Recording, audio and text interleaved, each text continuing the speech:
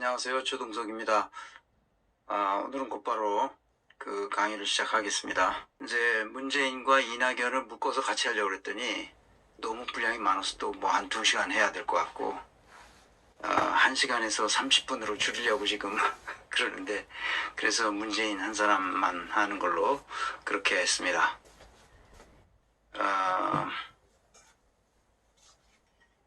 제가 여기 그 제목에 길게 대통령이라는 직무를 성역화함으로써 민주주의의 기본을 전혀 이해하지 못했다는 거죠. 누가? 문재인이. 그거는 이낙연도 마찬가지고 윤석열도 마찬가지입니다. 다 같은 반열에 있는 사람들이죠. 그 민주주의의 기본이 뭔지를 오늘 얘기하려고 합니다. 문재인은 민주주의의 기본을 모르고 있기 때문에 그래서 나라를 망친 거예요. 결과적으로 나라를 망친 거죠. 그 원인이 어디에 있느냐? 뒤에서 얘기하겠습니다. 자신이 무엇을 잘못했는지를 전혀 깨닫지 못하고 있어요. 심각한 문제죠, 이게. 우리나라 사람들이 대부분 그렇습니다. 정치인들이. 문재인만 그런 게 아니에요. 민주당도 똑같습니다. 민주당 대부분의 정치인들이 민주주의의 기본 질서를 이해하지 못하고 있어요. 심각하죠. 제가 그 정치판이 왜 이런지 관심을 갖기 시작한 이후에 최근에 이제 한 사람 한 사람을 다 보지 않습니까? 일어나는 그 사건이나 현상이나 이런 것들을 분석하면서 자료를 보다 보면, 아니 이게 어떻게 이렇게 됐지? 아니 문재인은 왜 이런 등신 같은 짓을 계속했지? 이낙연은 또 뭐야? 윤석열은 또 뭐야? 국가의 중요한 의사결정을 할 수 있는 해야만 하는 사람들이 엉망진창으로 하고 있는데, 사람들이 그게 엉망진창이었는지 절차 모르고 있다는 거야. 이게 문서를 보면 그래.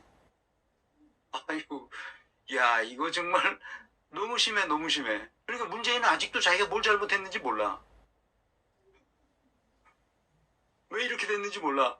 잘못한 건 다 윤석열이 잘못한 거지 나는 잘못이 없어. 난 민주주의에 수준이 있는 대로 나는 했는데 왜 이렇게 된 거야? 자기가 뭘 잘못했는지 모르는 거야. 그거 알려줄 필요가 있어.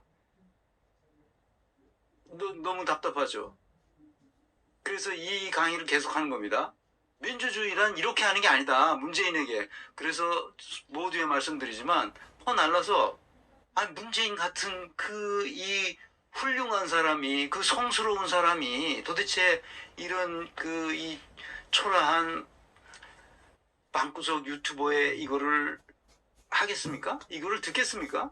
누가 들으라고 그러기나 하겠습니까? 그러니까 많이 들어야 돼, 이걸. 온 국민이 난 듣기를 원해요. 그래서 이 방구석 유튜버지만 그렇게 시시껍질하게 와서 막 그냥 뭐 저기 무슨 개그 콘서트 같은 그런 방송보다도 이 방송을 문재인이 들어야 돼요. 문재인이, 이낙연이, 윤석열이, 이런 애들이 들어야 민주주의가 뭔지를 안단 말이죠. 너무 답답한 거예요. 아니 이런 기사를 보거나 문서를 보거나 뭘 찾아보면 찾아볼수록, 아니 이런 등신 같은 놈들이 있나. 너무 한심해. 그러니까 학교에서 제대로 가르쳐 준 적이 없는 거야, 이게.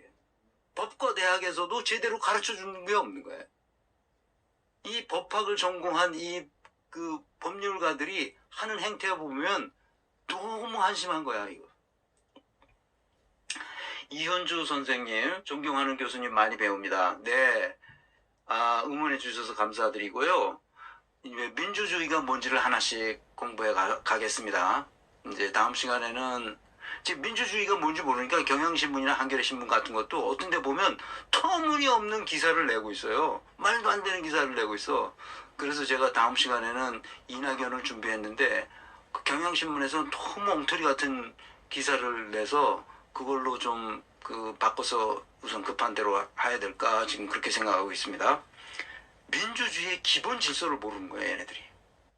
그러니까 이 더러운 600년의 역사, 노무현이 말했던 이것을 청산하지 못하고 있으니까 그저 해왔던 대로 계속하는 거야.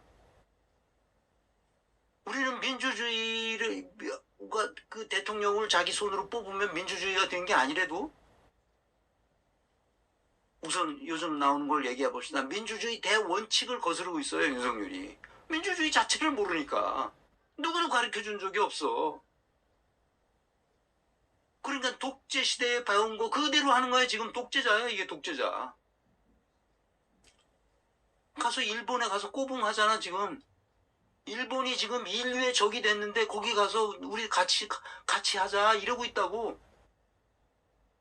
이게 제정신이 아닌 거지. 그래서 다시 여러분들에게 리마인드 시켜주려는 거야.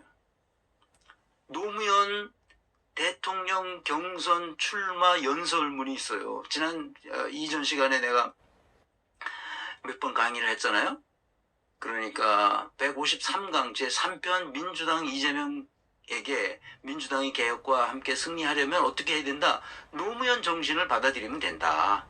근데 그때는 너무 그 상황이 안 좋아서 노무현이 자신의 뜻을 이루지 못했지. 그렇지만 그 정신만큼은 그 하려는 그 자기 몸을 던져서 하려는 그 정신 그거를 우리가 이어받아야 된다는 거지. 뭐라고 했느냐. 다시 한번 읽어볼게요.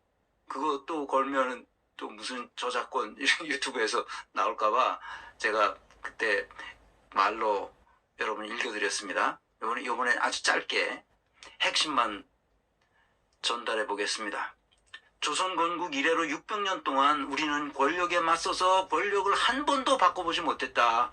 비록 그것이 정의라 할지라도 비록 그것이 진리라 할지라도 권력이 싫어하는 말을 했던 사람들은 또는 진리를 내세워서 권력에 저항했던 사람들은 전부 죽임을 당했다.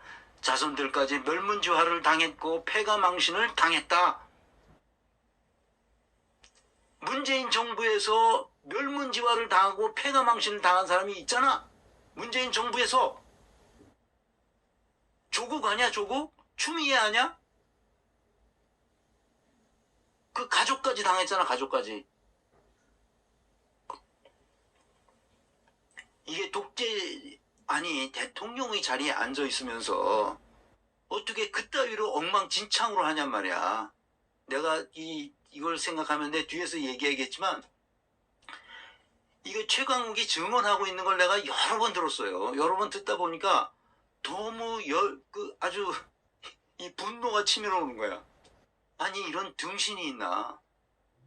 대통령의 직무를 성역화에 시켜놓고 딱 버티고 앉아서 아무것도 안 하면서 자기가 임명한 검찰총장에게 자기가 임명한 법무부 장관이 멸문지화를 당하고 있는데 아무것도 안 하고 있어. 와, 이런 지금도 똑같은 일이 벌어지고 있단 말입니다. 촛불 시민들은 이런 비참한 상황에서 대전환을 요구했음에도 문재인은 아무것도 안 하고 그냥 자기 몸만 빠져나와서 책방 노릇을 하고 있어요. 이거 내 강의를 문재인이 반드시 들어야 됩니다, 이거. 무슨 짓을 하고 있는 거야, 지금? 외구미 선생님, 지금까지 일본식 교육의 결과입니다. 맞습니다. 일본 제국주의식, 군국주의 교육을 지금까지 하고 있는 거예요, 지금까지. 그래서 초등학교 교사가 그냥 자결을 한 거야. 더 이상 어디다 하소연할 데가 없으니까.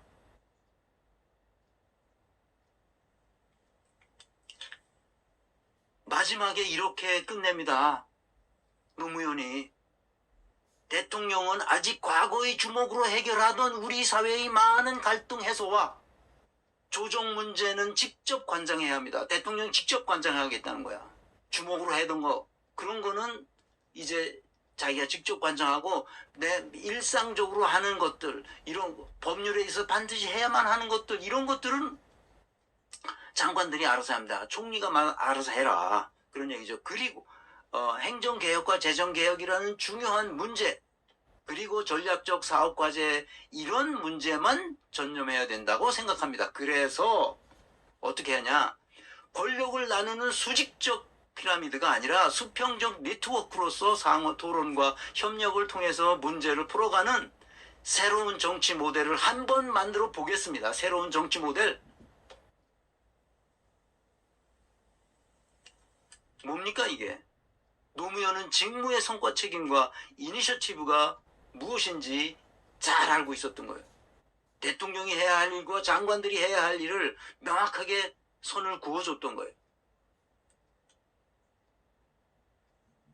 노무현의 친구라면서 대통령에 당선된 후에 문재인은 도대체 뭘 했느냐고. 아무것도 하지 않았다는 거야. 오로지 지지율만 챙기고 앉았었어요. 도저히 용서할 수 없는 사람입니다. 노무현은 조직론의 기초를 직관적으로 알고 있었어요. 노무현의 총명함은 바로 이런 곳에서 나타나는 겁니다. 그런데 문재인은 아무것도 하지 않았죠. 민주주의의 미음자도 모르는 자가 대통령을 하고 앉았으니 어떻게 이것을 그냥 내버려 둘 수 있겠습니까? 정리해야 됩니다.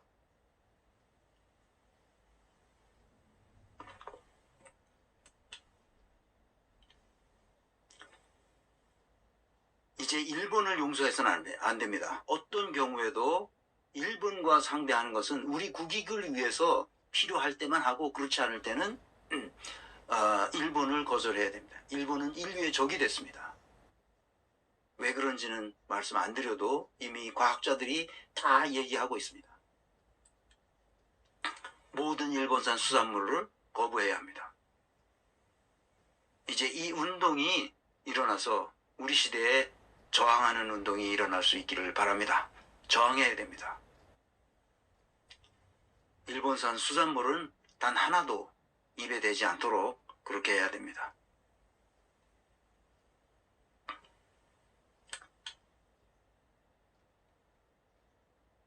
금년 8월 24일 엊그제죠. 문재인은 오염수 방류하는 바로 그날 신진서 구단이 우승했다고 축하 메시지를 보내고 있었습니다. 미쳤죠. 지금 온 국민이 분노하고 있는데도 우리 국민의 80%가 방류하면 안 된다고 외치고 있는데도 한가롭게 바둑 얘기를 하고 있습니다. 제정신이 아닌 거죠. 핵 배수가 뭡니까? 거기는 삼중수만 있는 게 아니에요. 거기에는 온갖 그 핵종이라고 그런가?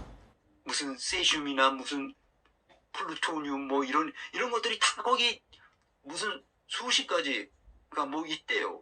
서균열 교수가 자세하게 설명하지 않습니까? 그게 얼마나 위험한 건가? 삼중수소 그것만 가지고 얘기하는 것은 관점을 이렇게 비트는 거라는 거예요. 중요한 것은 방사능이 거기 다 섞여 있다는 거예요. 수십 종이. 삼중수만 문제가 되는 게 아니라는 거예요.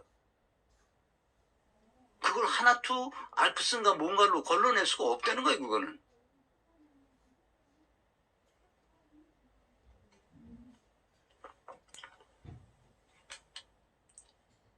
국회의장이라는 놈은 뭐 하는지 한번 봅시다. 그날 8월 24일 날 동해 바다에 가서 낚시질했습니다. 그리고 회가 맛있다고 그럽니다. 한번 보겠습니다.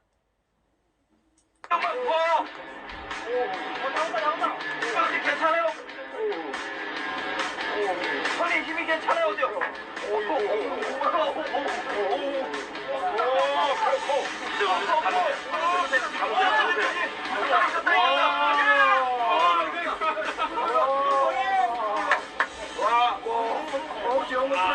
엄청 커. 와, 끝났다. 혈살이 아래 없는 거야.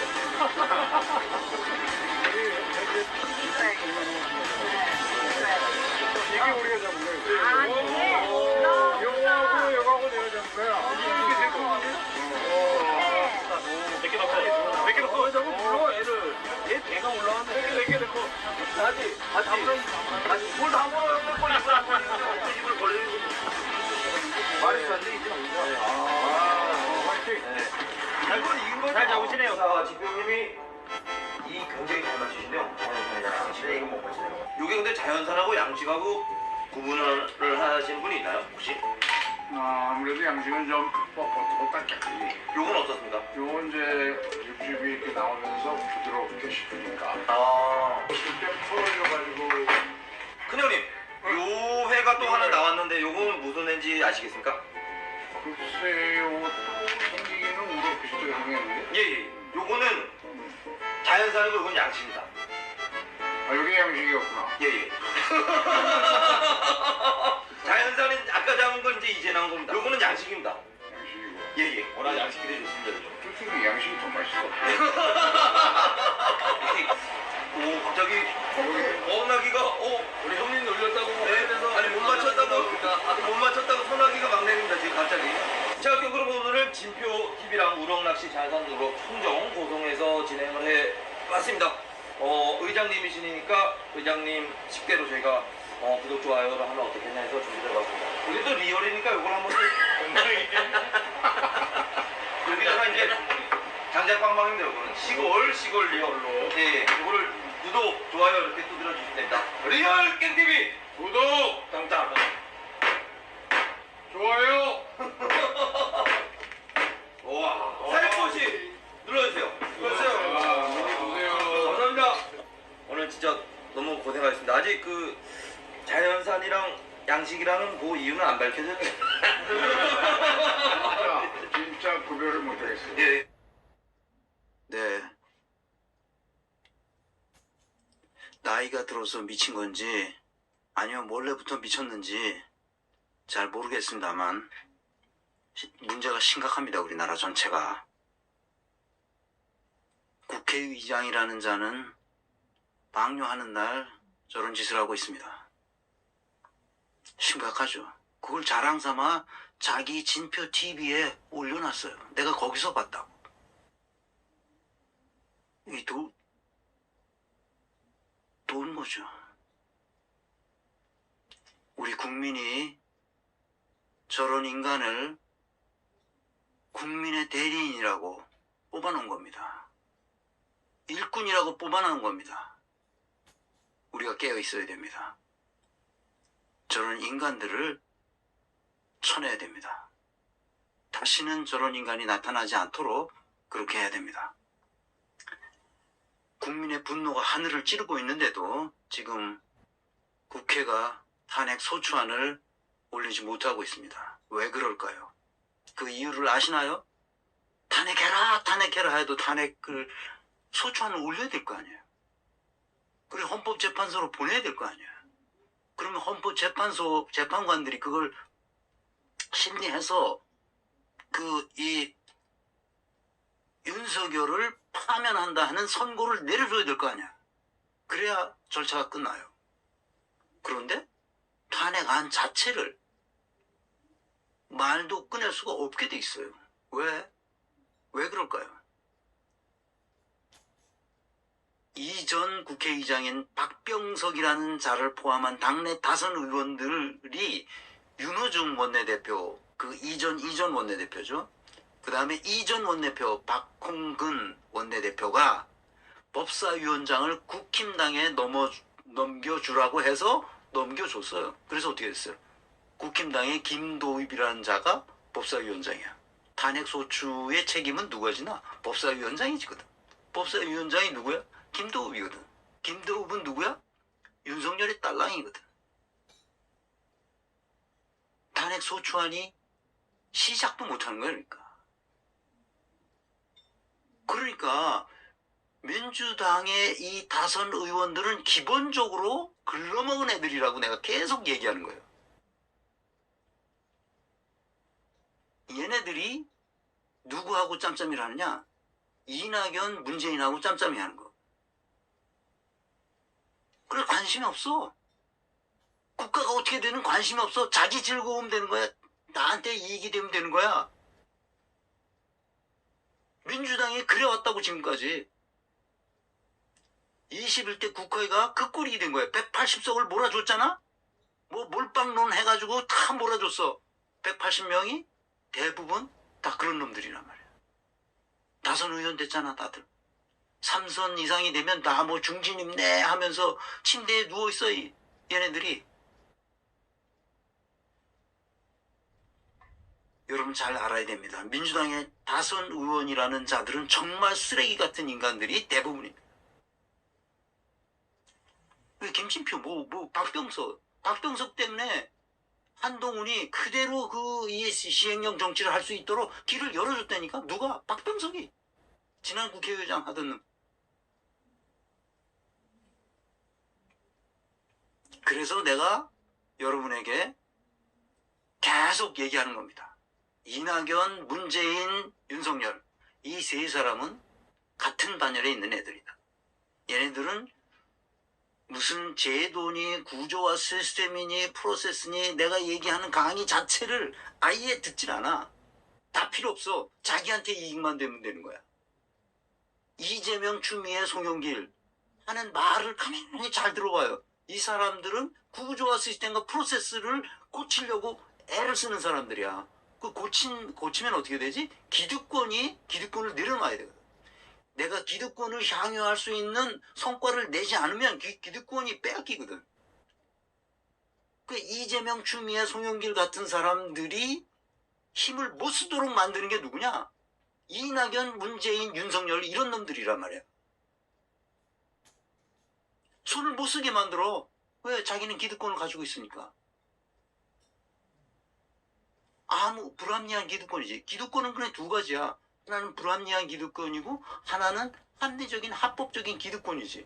왜? 나는 이 세상에 이 사회에 내가 가지고 있는 권력만큼 뭔가 사회적 성취를 만들어내서 공헌하고 있거든.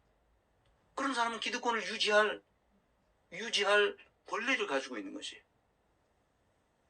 계속 잘하니까 그거 계속 해. 독일 정치인들이 그런 거거든. 한 번 의장해서 잘하면 10년, 20년 계속해. 당 대표도 마찬가지야. 계속해. 왜 임기를 둬서 잘라? 검찰총장 임기가 있다는 것도 웃기는 짓이야, 그게. 그거 없애버리면 되잖아, 그냥. 없애버리면. 임기를 뒀더라도 비리를 저질렀으면 잘라야지.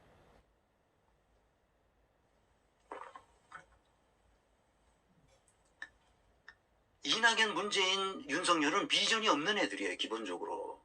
뭘 하고 해야만 한다는 것이 없는 애들이야, 기본적으로. 자기 이속, 자기 지지율, 그것에 연연하면서 살아온 애들이야.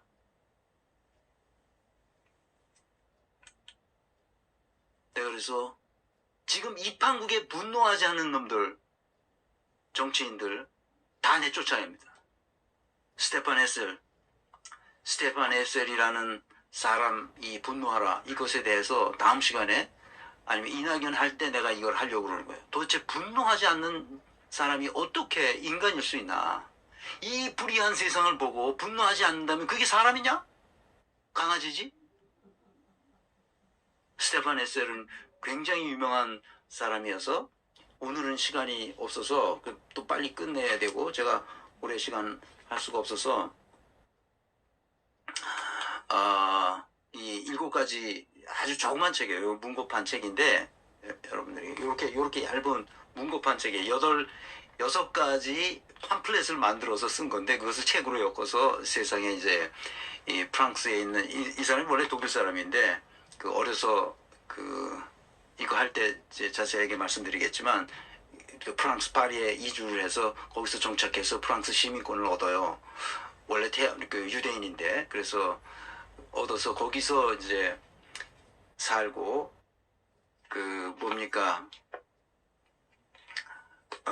그랑제골 가서 공부를 하다가 2차 세계대전이 일어나서 이제 군대에 끌려갔다가 나와서 이제 프랑스 자유 프랑스 드골 장군이 이끌고 있는 런던의 자유 프랑스를 둬서 나치와 저항했던 레지스탕스의 일원으로 들어갑니다. 젊은 시절에. 그랬다가 나중에 감옥에 수용소 일본 게슈타포에 잡혀가지고 감옥에 수용소에 3군데나 돌아다니면서 구사일생으로 살아납니다. 그리고 나서 이제 레지스탕스 정신으로 세계를 움직이는 외교관으로서 아주 훌륭한 일들을 해내고 세계 인권 선언문을 초안하고 그런 아주 위대한 인물이죠.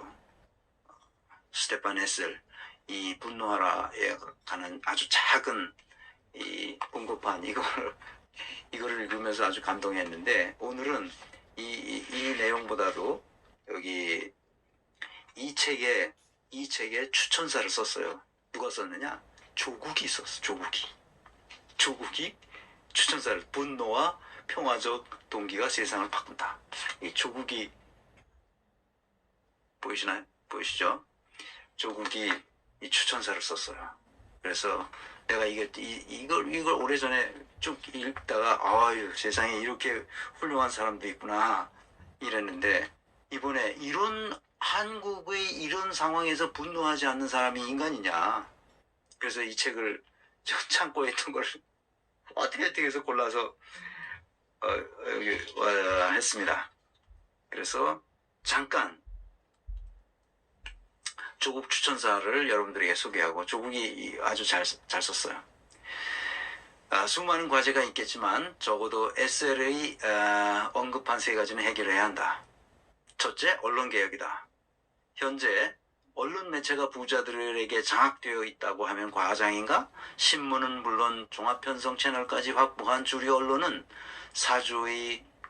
사주와 광고주의 이익을 대변하는 데 급급하면서 빈자와 약자의 꿈과 고통을 외면하고 그들의 눈과 귀를 가리고 있다. 아주 맞는 얘기를 했죠. 그래서 언론개혁해야 된다는 거예요. 둘째, 교육개혁이다. 현재 교육체계는 학교 이상과 너무 거리가 멀며 부유층만을 위한 것으로 더 이상 창의적이고 비판적인 정신을 충분히 개발할 수 없음은 대다수 시민들이 공감하고 있지 않은가. 그래서 교육개혁해야 된다는 거예요.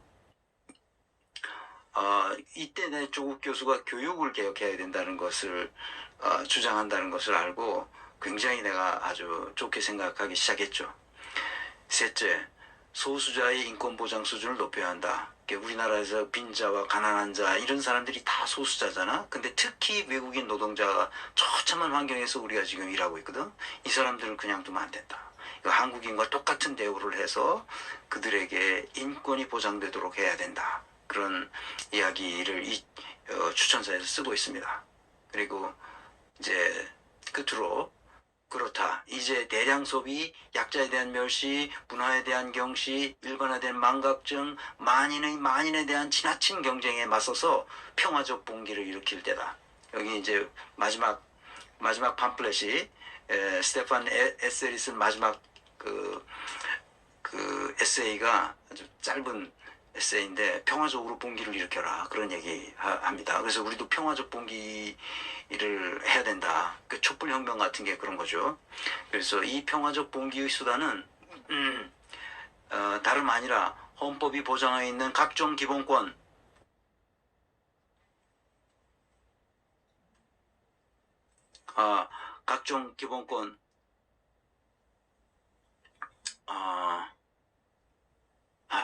평화적 봉기의 수단은 기본권이 거기에 다 있어요. 세계 인권 선언문에 보면 이 스테판 에셀이 세계 인권 선언문을 보면 지금 우리 헌법에 나와 있는 얘기의 상당 부분이, 거의 대부분이 다 세계 인권 선언문에 있는 것을 그대로 갖다 차용한 겁니다. 그러니까 언론의 자유, 표현의 자유, 양심의 자유, 사상의 자유, 또 뭡니까, 집회와 결사의 자유, 이런 것들이 그 세계 인권 선언에서 나오는 바로 그겁니다. 그것은 남녀노소 그 피부색에 아무 상관없이 반드시 그렇게 해야 된다. 온라인에서 그리고 오프라인에서 정치 권력과 시장 권력의 오만과 횡포, 불법과 탈법을 감시하고 비판하자.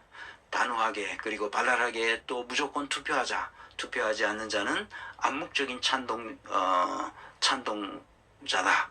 최악의 태도는 무관심이다. 진짜 무관심한 게 가장 큰 문제거든요. 그래서 무관심은 현재의 상태를 묵인 방조하겠다는 의사의 다른 표현이다. 아주 잘 썼어요. 그래서 스테판 에셀은 1917년 독일의 베를린에서 태어났어요. 그래서 부모를 따라 7살에 프랑스로 이주해서 1937년에 프랑스 국적을 취득했죠. 2년 후 파리 고등사범, 그랑제골이죠. 그 사르트르가 다녔던 바로 그 그랑제골, 거기에 가서 고등사범 학교라고 하죠, 우리말로는. 거기에 입학해서 학업을 다 마치지 못했어요. 전쟁이 나는 바람에. 그래서 드골이 이끄는 자유프랑스에 합류해서 레지스탕스 일원으로 활동하다가 게스타포에 붙잡혀가지고 그 구사일생으로 살아났죠. 그래서 워낙 이게 출중한 이 총명함도 있고, 그러니까 유엔 대사로, 프랑스 유엔 대사로 갔다가 다시 외교관 활동을 하다가, 그리고 이 분노하라 젊은이들에게 쓰는 이 팜플렛이 프랑스의 아주 조그만 그 시골 뭡니까? 에 있는 출판사에서 이 스테판 에셀, 독일어로는 헤셀이라고 발음해야 되는데 이게 프랑스인이니까 에셀이라고 발음합니다. 이 에셀의 에세이를 몇 페이지 안 되는 거를 내서 이게 세계적인 반향을 일으켰습니다.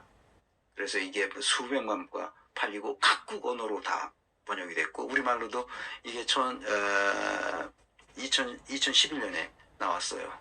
그래서 이 책이 나왔다길래 제가 사서 봤는데, 오, 조국이 추천사를 쓴 거야. 그래서 나는 이렇게 생각해요. 조국 같은 이렇게 총명한 사람이 저런 이토록 멍청한 문재인에게 뭐라고 말했는지 난 모르겠다. 내가 조국을 만나면 한번 물어보고 싶어요. 이 탁월한 지성을 갖춘 조국이 대한민국의 고위 공직자들이 조국처럼만 살았으면, 아니 조국만큼만 살았으면, 아니 조국의 반만큼이라도 따라 살 수 있었다면 우리나라는 유럽의 복지국가의 기반, 복지국가의 반열에 올라가 있을 거라고 나는 생각해요. 나는 그래서 여러분들에게, 여러분은 어떻게 생각하는지 모르지만 이 언론, 이 윤석열의 이 사악한 그 정치검찰에 의해서 조국 가족이 멸문지화 당하는 걸 보고 내가 너무 가슴이 아파서, 조국의 반만큼이라도 너희들이 살았으면 우리나라는 지금 유럽의 복지국가 반열에 올랐을 것이다. 나는 그렇게 생각하죠. 조국과 윤석열을 비교해보라. 윤석열은 본인, 부인, 장모 비리, 본부장 비리와 불법 행위를 생각해보자. 이게 말이 되냐? 이게 말이 되냐고. 비례의 원칙에 맞는가? 이게 균형이 잡혀있는가? 본부장 비리는 그동안 저지른 죄가를 계산하면 감옥에 들어가도 수십 년 들어가 있어야 될.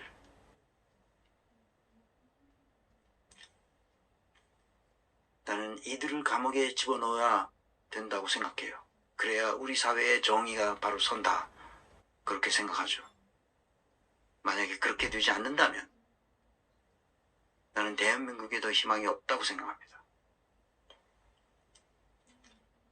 잘못을 용서해서는 안 됩니다. 그래서 건강한 민주적 조직의 특성은 뭐냐? 이 네 가지 기능이 있다는 거예요. 교육 기능이 앞에서 끌어줘야 되고, 언론 기능과 종교 기능이 옆에서 받쳐줘야 되고, 뒤에서 밀어주는 건 사법 기능이에요. 그 네 기능이 제대로 작동하도록 만들어줘야 될 책임이 어디에 있느냐? 그것은 정치에 있어요. 정치가 이따위로 돼 있기 때문에, 민주당의 수박들, 그 사쿠라들 때문에 이 교육, 언론, 종교, 사법이 엉망진창으로 변했단 말이에요. 이것을 바로잡아야 된다. 그런데 문재인은 어디서부터 어떻게 이걸 고쳐야 될지 아무 생각이 없는 게 참으로 한심한 사람인 거예요. 우리나라의 민주주의가 얼마나 취약한 민주주의인지 전혀 모르고 있는 거예요. 한마디로 실력이 없는 거죠. 뭐가 뭔지 모르니까 실력이 없는 거죠. 실력이 있으면 보이거든요. 이게 뭐가 문제다, 어떻게 고쳐야 된다, 이렇게 생각할 수 있다고. 검찰 조직을 제대로 개혁할 용기가 없었던 거죠. 문재인은 국가 전체가 어떤 구조와 시스템으로 정리되어야 하는지 전혀 이해하지 못하고 있다는 것은 아주 분명해 보여요. 전체를 보는 능력이 뭐예요? 우리 역량 요소 중에 개념적 사고력입니다. 개념적 사고력. 그 개념적 사고력이 있다는 것은 머리가 아주 좋다는 거예요. 이렇게 복잡한 것을 한눈에 딱 보고 아 이게 뭐다 하고 개념화하는 거예요. 600년의 역사가 얼마나 복잡다단합니까? 그런데 그것을 청산해야 할 역사라고 한마디로 정의하잖아요. 그게 개념적 사고라는 거예요.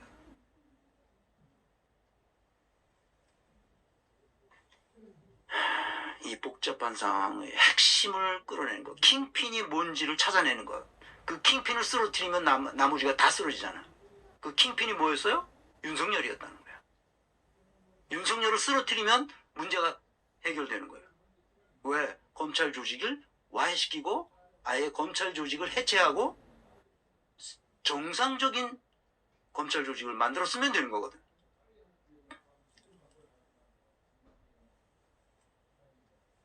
한 방에 해결할 수 있는 걸 해결하지 못한 문재인, 이 무능함의 극치, 그것이 문제인 거죠.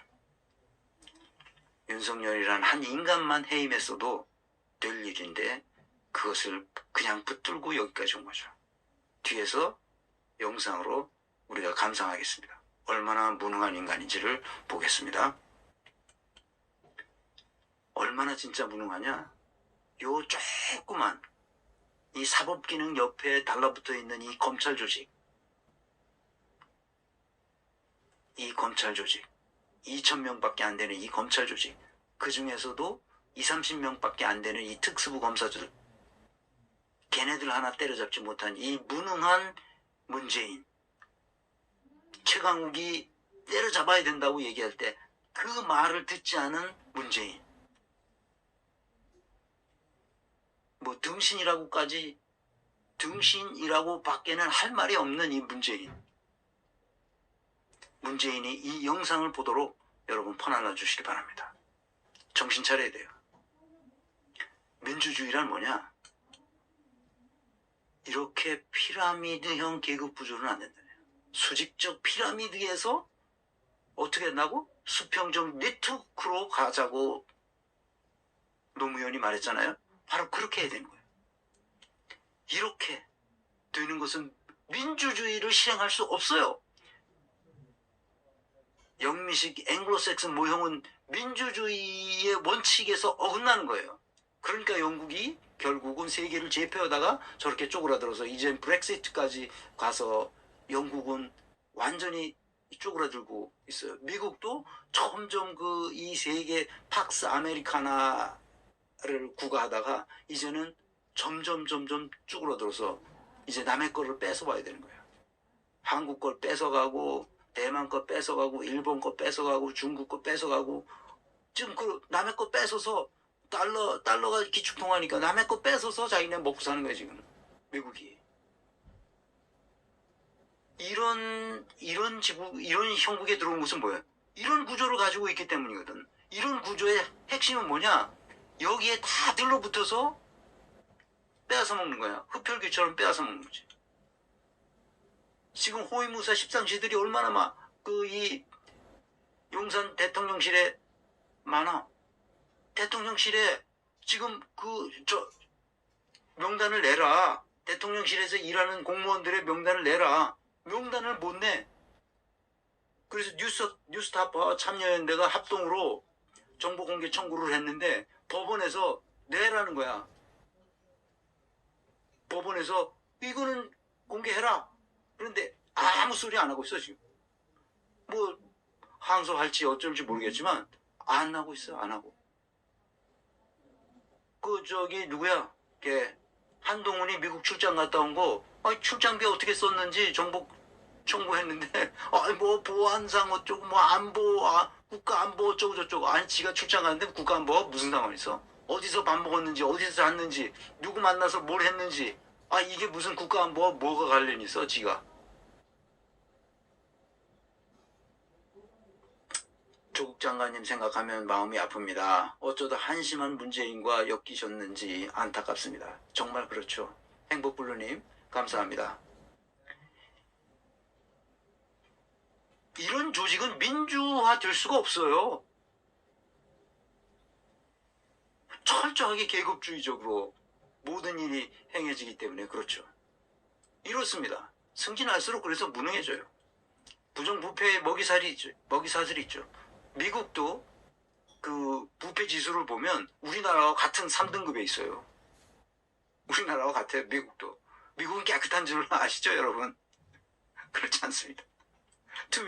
투명성 지수가 정보와 지식과 경험이 미축적됩니다. 그러니까 트럼프 같은 놈이 왔다가 바이든 같은 놈이 왔다가 또 이상한 놈이 왔다가 이제 또 어떻게 될지 한번 두고 보시죠.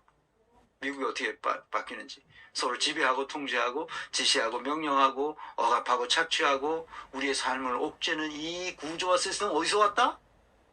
일제강점기로부터 왔다. 애초엔 이렇지 않았다. 오히려 조선시대보다 더 엉망진창인 조직이 됐다. 흡혈귀들이 피를 빨아먹을 수 있도록 만들어놨다. 그래서 노무현이 뭐야?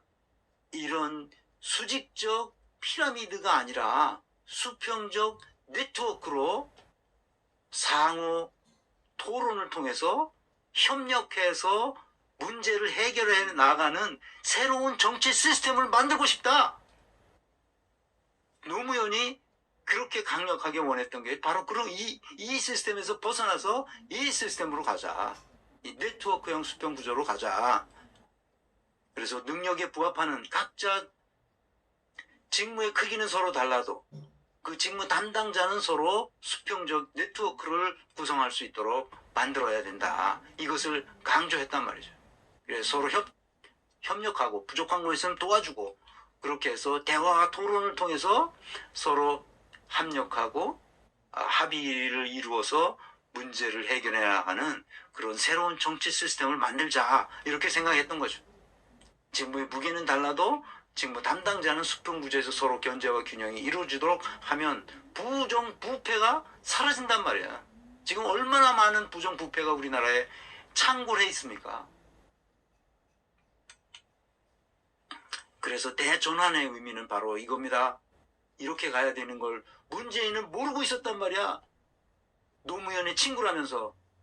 그래서 그 덕에 대통령을 하고 있으면서 아무것도 모르고 앉아서 지지율이나 따지고 앉았고 분권화 자율성 네트워크 이 조직으로 가야 된다는 거야. 그래야 리더십을 발휘할 수 있어요. 억압하고 착취하는 제도 속에서는 리더십을 발휘할 수 없습니다. 그래서 내가 이렇게 얘기한 거예요. 작대기 되기. 작대기 되기님은 처음 제가 여기서 닉네임을 불러보는 것 같습니다. 좋은 강의 감사합니다. 네, 제가 감사드립니다. 자, 부탁의 말씀, 이제 강의 중간에 부탁의 말씀을 드리려고 합니다. 부탁의 말씀은 이 좋아요, 댓글, 구독, 그 다음에 알림 설정 이건 반드시 해야 되고 더해서 퍼날라서 이게 문재인도 보고 정치인들이 볼 수 있도록 그렇게 합시다. 윤석열도 좀 봤으면 좋겠어. 너무 무식하고 너무 민주주의를 몰라. 지금 다 몰라. 세 명 다 몰라. 이낙연, 문재인, 이 윤석열 이 세 명 다 몰라. 어떻게 이렇게 까먹는 놈들인지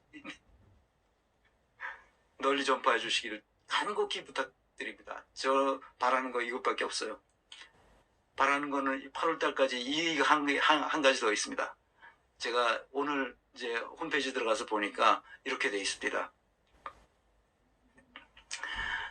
여기 들어가면 오른쪽 끝에 가면 크루가 있어요. 거기 들어와서 글 쓰시고 여기 다른 백년을 이렇게 이끌고 가시는 분들 명단이 쭉 나와요. 그분들 한결같이 아주 이 보석 같은 분들이에요. 그래서 그분들이 글을 쓰면서 이 다른 백년을 이끌고 있는데 약간 이제 이 재정적인 어려움이 좀 있다니까 우리가 시민된 사람으로서 이런 왼쪽 아래 가면 후원하기가 노랗게 쳐져 있으니까 거기 들어가셔서 후원하시도록 그렇게 했으면 좋겠습니다.